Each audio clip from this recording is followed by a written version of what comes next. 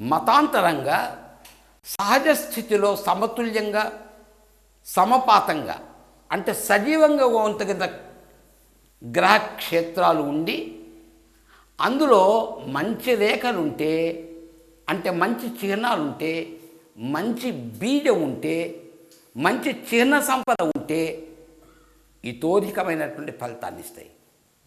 త్రిభుజము చిహ్నరాజము అని చెప్పాను.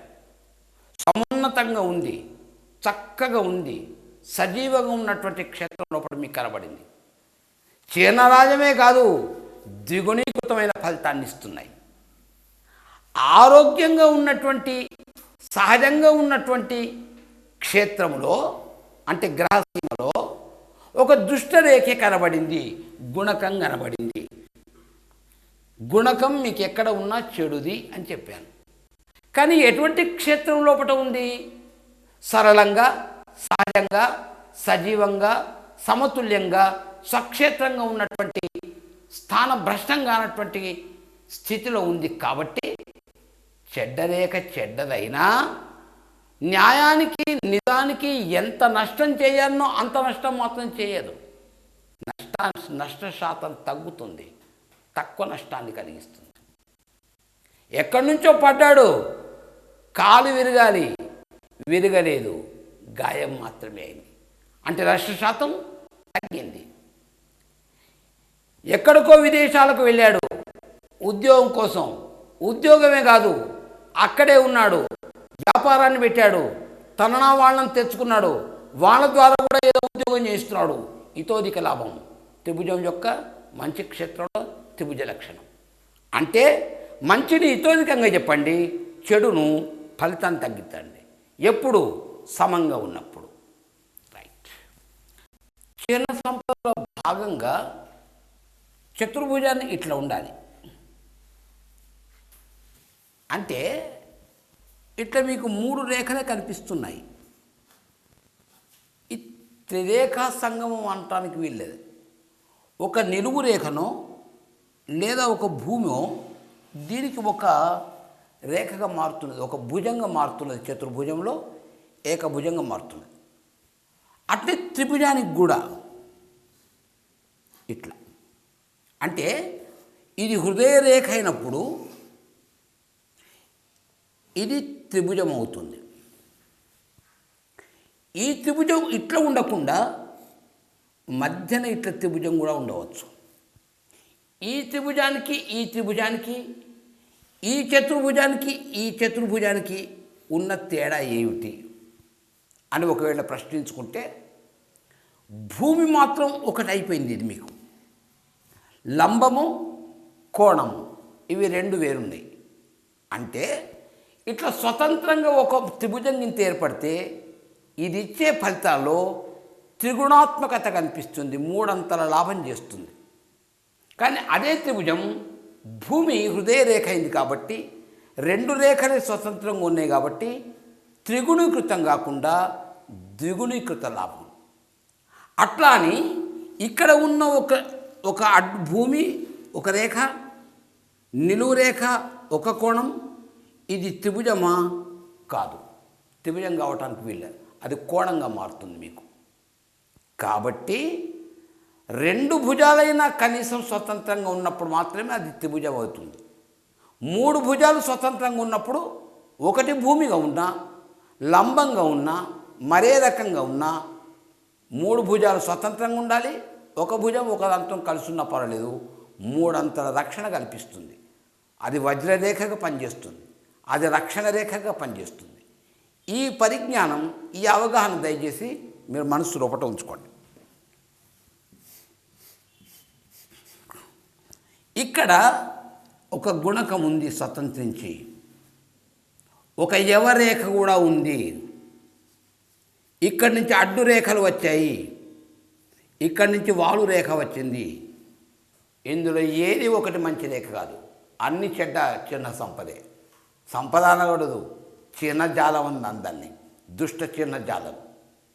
ఇన్ని దుష్టత్వాన్ని పోగొట్టడానికి ఒక స్వతంత్రమైన చతుర్భుజం ఇక్కడ ఉందనుకోండి, ఈ మొత్తం చెడుకు ఈ మొత్తం చెడు లక్షణాలకు రక్షణ కవచం.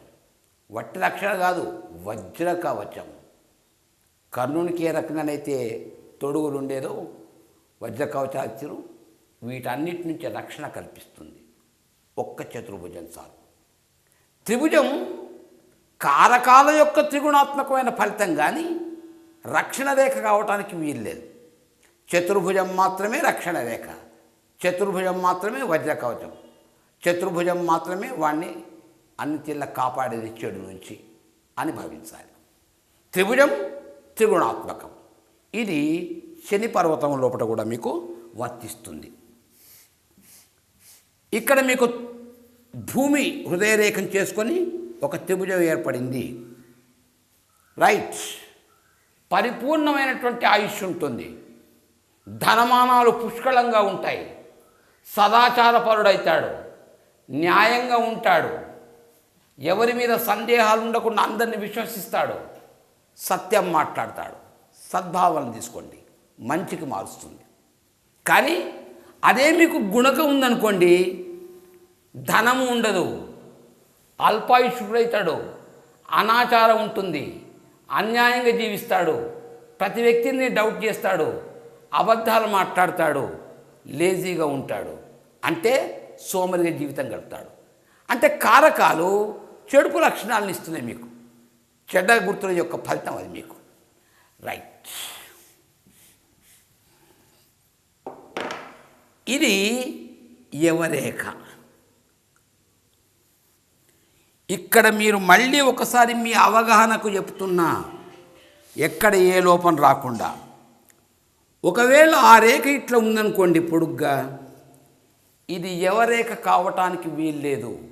వలయమో కంకణ రేఖ అవుతుంది తప్ప, వృత్తం అవుతుంది తప్ప యవరేఖ కాదు. ఒక యవరేఖకు, ఒక వలయానికి, ఒక కంకణ రేఖకు, ఒక వృత్తానికి ఉన్న తేడా మీకు చెప్తాను. యవరేఖ రెండు చివర్లు కలిసి ఉంటాయి, వడ్ల గింజ తీరు. యవము అన్న పదము ధాన్య విశేషం. వడ్ల గింజలు చివర్లు రెండు కొస్తే ఎట్లా ఉంటాయి? కన్ను చూడండి, ఈ కొలికి ఈ కొలికి కలిసి ఉన్నది, కన్ను మాత్రం మధ్యన ఉబ్బి ఉంటుంది, వెడల్పుగా ఉంటుంది.